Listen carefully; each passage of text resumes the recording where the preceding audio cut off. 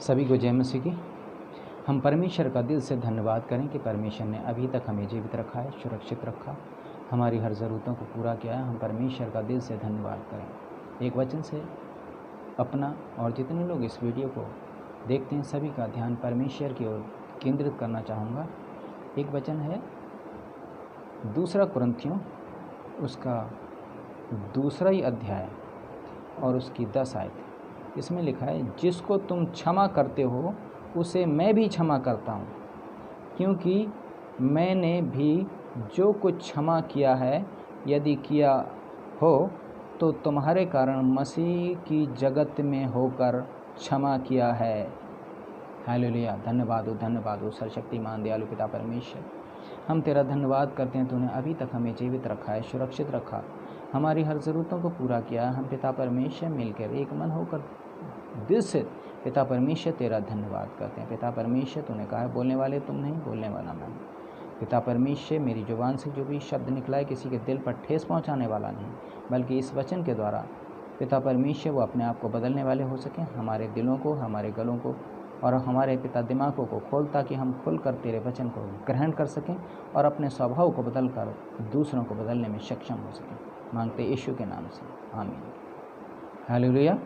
तो बहुत ही अच्छा वचन है ये कि हम अगर दूसरों को क्षमा करेंगे तो परमेश्वर भी हमें क्षमा करेगा। कि जिसको तुम क्षमा करते हो उसे मैं भी क्षमा करता हूँ, क्योंकि मैंने भी जो कुछ क्षमा किया है, यदि किया हो तो तुम्हारे कारण मसीह की जगत में होकर क्षमा किया है।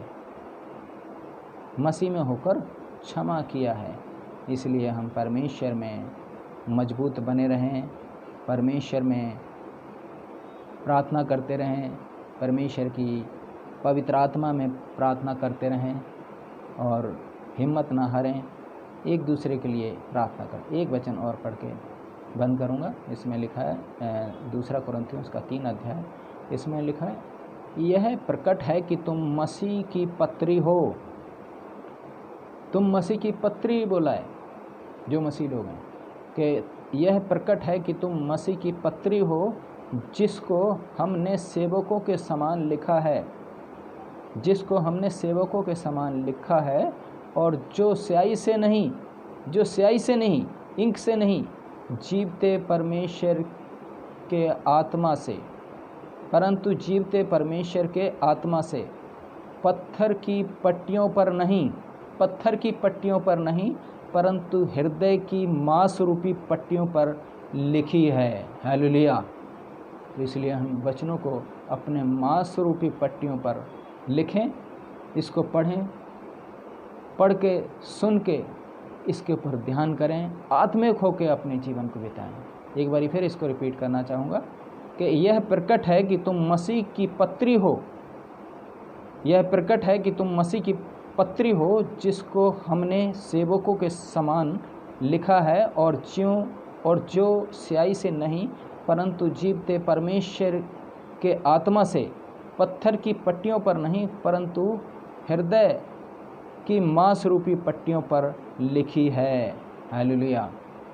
इसलिए हम अपने हृदय पर वचन को मजबूत रखें, ध्यान रखें, एक दूसरे के लिए प्रार्थना करते रहें ऐसे नाजुक समय में, और परमेश्वर इन वचनों से मुझे आपको सभी को आशीष दे। सभी को जय मसीह।